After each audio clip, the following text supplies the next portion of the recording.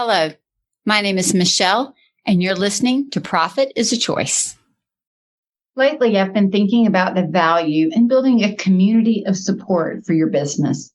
We really are not in business alone. And in this podcast, I'm going to share some of my community, how I chose it, how it supports me, and how you can do the same. Every day, empowered entrepreneurs are taking ownership of their company financial health and enjoying the rewards of reduced stress and more creativity. With my background as a financial software developer, owner of multiple businesses in the interior design industry, educator, and speaker, I coach women in the interior design industry to increase their profits, regain ownership of their bottom line, and to have fun again in their business. Welcome to Profit is a Choice. Last month, I attended the Custom Workroom Conference hosted by Susan Woodcock and Roger Walker, owners of Home Deck Gal and Custom Workroom Technical Center. I've been to this conference for many years, and it was so refreshing to return to an in-person conference after the delays and the cancellations of the pandemic. One of the biggest conversations that kept taking place around the tables in Hampton, Virginia, was the support that everybody was giving and receiving. There were new business owners, seasoned business owners, and some coming out just of an interest to decide if they should even begin a business. This community conversation prompted me to consider my own community. Is it what I need? How did I build my community? Where do I go from here? And so I decided to think through some of that and to share it with you.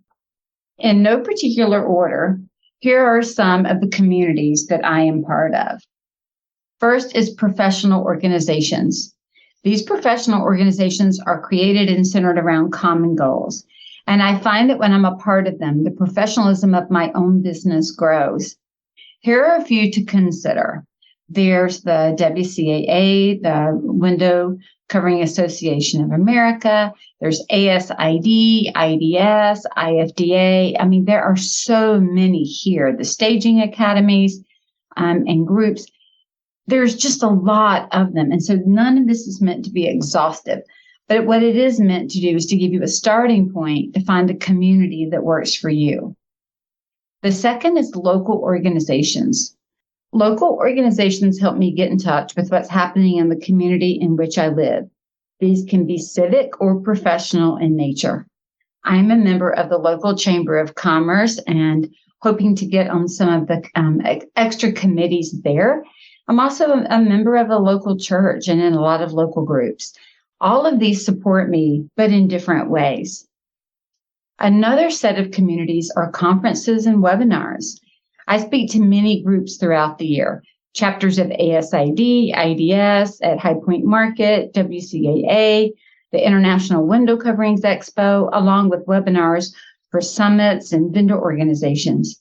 Each of these allow me to share and learn from a group of people that I might not have had access to before. Sometimes I even go a little outside of my norm just to mix it up and meet more people and broaden my own horizons. This year, I spoke at a Women's Life Coach Summit and at the Happy Healthy Home Show, as well as many podcast interviews. And then let's don't forget our online community. Yeah, I know that being online can be overwhelming and it can take up a lot of time, but I also know that I have met some of the most kind, supportive, and wonderful people in an online environment that I could not have met in another way. And then when we actually do meet in real life, something special occurs. This could include Facebook groups like the Curtain and Soft Furnishings Resource Library, hosted by Silda Guglielmo, or even groups on LinkedIn, Twitter, and now I'm even seeing groups on Alignable. Whatever it is that works for you, that's okay. Each of these different communities is special and different from the other. Early on in my career and probably in my life, I thought that I had to find that one best friend or that one resource or the one online tool, don't we hear that all the time, to solve all of my problems or to meet my every need.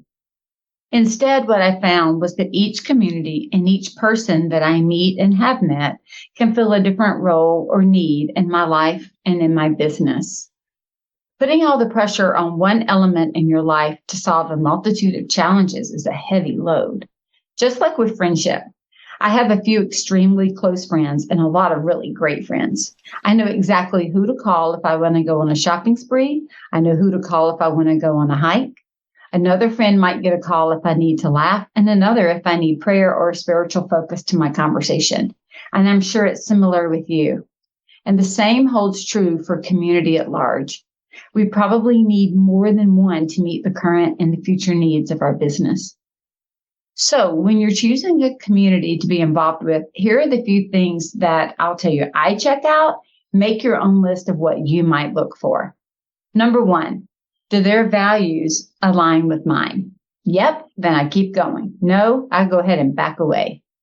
Number 2, are they moving in the same general direction as I am with my company? And do they see the same issues or challenges that I do?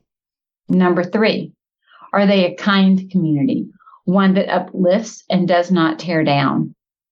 Number 4, is it a multi-generational or a multi-experience community? I enjoy hearing and learning from different ideas and experiences. And if everybody is just like me, I get bored. And then I think, why should I go? Number 5, can I share in this community, and will they share with me? One-way giving is not a great form of communication. One of the definitions of community is this: a feeling of fellowship with others as a result of sharing common attitudes, interests, and goals. So the sharing needs to be communal, right? It's got to go back and forth. Number 6, do I feel safe enough to participate and invite others? Number 7, am I willing to admit that I'm part of this community? Number 8, is it a learning community, growing and addressing concerns when they arise? What do you look for in a community? What types of community are you trying to use to build your firm and to build into your firm? Maybe build into your client group and in the areas where you have influence. I aim to create communities that are safe for everyone. Communities that hear a wide range of voices and respond in kindness. Communities that welcome others, and when the room gets too full, we just go get another room and build a bigger table. A community that does not hold back out of fear, but shares out of love and a firm conviction that we are truly here to help each other. A community that celebrates the wins and the losses and the learn that we got from both. A community that's curious. And that's exactly the community of listeners that I have on this podcast. And that means you. This is the community that I've also built at Scarlet Thread Consulting in my team and in my clients. This is the community that we're now building at Matrique Solutions. Doesn't this sound like a community for you? I hope so, because you're here. And I sure hope you feel welcome. If you're interested in getting more involved in your business, either by understanding it better or gaining a better grasp on your financials, please reach out to us at Scarlet Thread Consulting and apply for a discovery call. We would love to share about our community and see if it aligns with yours. And then also at Matrique Solutions, we would be honored to help you visualize your numbers so you can make decisions about how to spend and invest the money you make. Community is important. Who you decide to do life with matters. So reach out, meet someone, do business together. Create your community carefully, which will create a profitable environment to work. And we all know profit doesn't happen by accident. Profit is a Choice is proud to be part of the designnetwork.org, where you can discover more design media reaching creative listeners. Thanks for listening, and stay creative and business-minded.